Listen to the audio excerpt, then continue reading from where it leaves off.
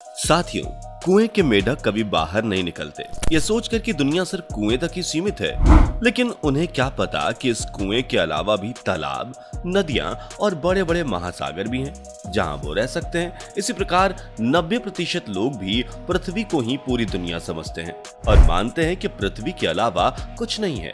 जबकि साथियों, हमारा ब्रह्मांड करीब 100 बिलियन प्रकाश वर्ष की दूरी में फैला हुआ है। इस ब्रह्मांड में अरबों गैलेक्सीज मौजूद हैं, जिनमें खरबों की संख्या में तारे हैं। इन्हीं गैलेक्सीज में से मिल्की वे गैलेक्सी में हमारा सौर मंडल मौजूद है, जिसके एकमात्र पृथ्वी ग्रह में ही जीवन बसता है। और अंतरिक्ष वैज्ञानिकों की माने तो आज तक हमने जितनी भी स्पेस एक्सप्लोरेशन की है, उसके मुताबिक सिर्फ पृथ्वी ही ऐसा ग्रह है जहां जीवन फल फूल रहा है। यहाँ पर पेड़, पौधे, जानवर और इंसानों को मिलाकर कुल 8.7 मिलियन जीवों की प्रजातियां मौजूद हैं, जिनमें से इंसान सबसे ज्यादा बुद्धिमान है। और अपनी इसी बुद्धिमत्ता का इस्तेमाल करके हम इंसान चांद पर भी कदम रख चुके हैं। लेकिन क्या आपने कभी सोचा है कि इतने बड़े ब्रह्मांड में हमारे पृथ्वी ग्रह का क्या अस्तित्व होगा और दूर से देखने पर यह कैसी दिखती होगी? अगर हाँ, तो आज के इस वीडियो में हम आपको अंतरिक्ष से हमारी पृथ्वी का नजारा दिखा रहे हैं, तो पूरा वीडियो जरूर देखिएगा। दोस्तों, धरती कुदरत का एक करिश्मा है।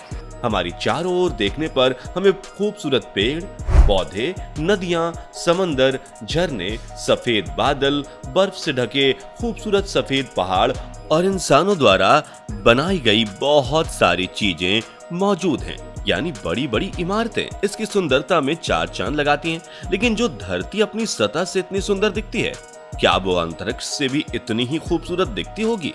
जानने के लिए आइए चलते हैं अंतरिक्ष के इस रोमांचक सफर पर, जहां हम सबसे पहले इंटरनेशनल स्पेस स्टेशन पर रुकेंगे, जो कि एक ऐसा मानव निर्मित अंतरिक्ष यान है जो सदैव पृथ्वी की परिक्रमा करता रहता है। धरती की सतह से करीब 400 किलोमीटर ऊंचाई पर मौजूद इस स्पेस स्टेशन में खाने पीने और रहने से लेकर वो सभी सुविधाएं मौजूद हैं जिसकी एक स्पेस ट्रेवलर को जरूरत पड़ती है। इसलिए इसे हम अंतरिक्ष में मौजूद एक होटल भी कह सकते हैं। इस स्पेस स्टेशन पर हर समय कोई ना कोई स्पेस मिशन चलता ही रहता है। ऐसे में जब अंतरिक्ष यात्री यहाँ आते हैं तो पृथ्वी का बेहद मनमोहक नजारा यहाँ इनका स्वागत करता है।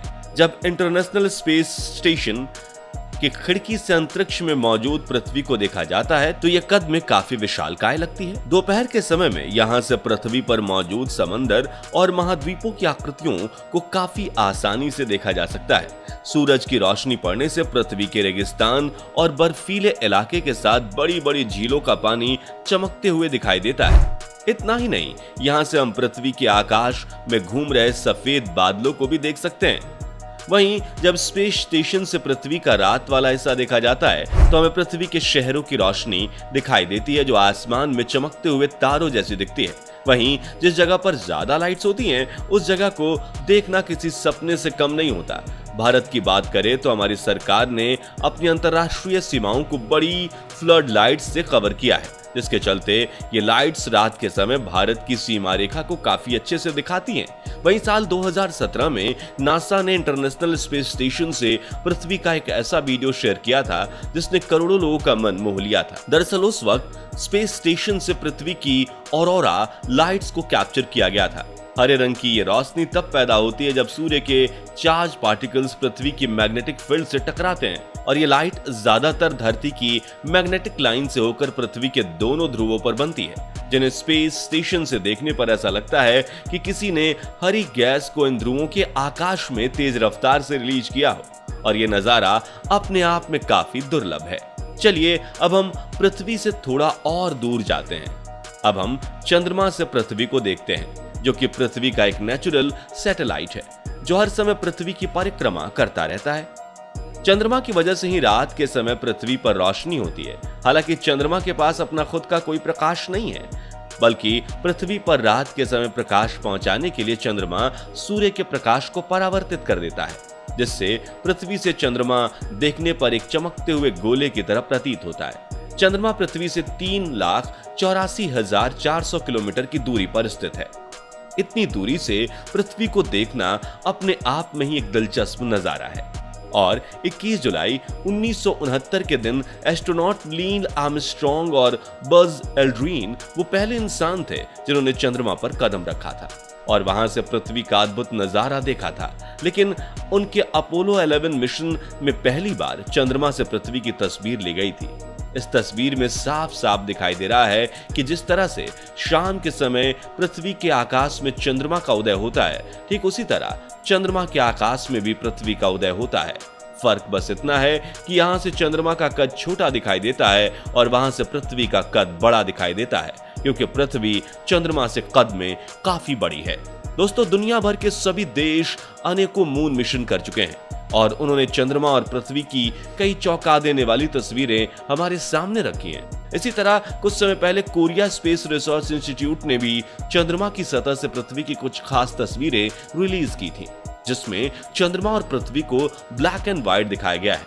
चलिए दोस्तों, अब हमारे सफर में थोड़ा और आगे बढ़ते हैं और डीप स्पेस में जाकर पृथ्वी और उसके उपग्रह चंद्रमा को एक साथ देखते हैं। 5 सितंबर 1977 के दिन अमेरिकन स्पेस एजेंसी नासा ने अपने मानव रहित स्पेसक्राफ्ट वॉयेजर 1 को लॉन्च किया, जिसने 19 सितंबर 1977 के दिन पहली बार ऐसा फोटो खींचा जिसमें पृथ्वी और चांद सिंगल फ्रेम में दिख रहे थे। ये फोटो धरती की सतह से 7.25 मिलियन मील दूर से खींचा गया था, जिसमें पृथ्वी और चंद्रमा अर्धचंद्राकार के रूप में दिखाई दे रहे थे। जिसके बाद 23 जनवरी 1998 के दिन near Earth asteroid rendezvous Shoemaker spacecraft पर लगे कैमरे की मदद से धरती और चंद्रमा की फोटो ली गई थी। उस दौरान यान पृथ्वी से करीब 4 लाख किलोमीटर की दूरी पर स्थित था।